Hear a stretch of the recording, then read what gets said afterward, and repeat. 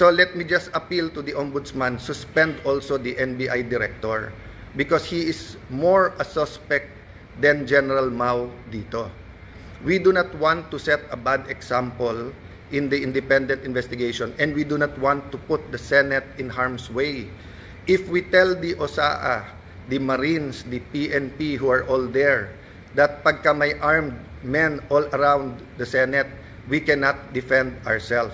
Sino po sa inyo, mga kababayan, pag may winorningan na kayo na wag na kayong lumapit sa bahay namin, lumapit sila naka full tactical gear at meron pong mahahabang armas.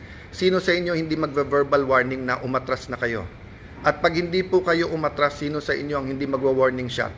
At ine-expect nyo kaya nga warning shot ay aalis at uuwi na sila. Pero ano po ang naging reaksyon? Bumaril po paloob ng Senado. It is the first time, ang alam ko lang po may barilan sa batasan nung kudeta. I don't remember now if that was 87 or 89. And I don't even know if it was inside the batasan. Pero it is the first time na Senado babarilin sa loob ng Senado. Lahat po ng Senate media were in the second floor. They have footages po. The investigation can be done independently. I have held off from the Senate investigating ourselves. Diba? We can also investigate. But I don't want this to be political. I want it to be calm. I want to respect yung sinabi ng Presidente.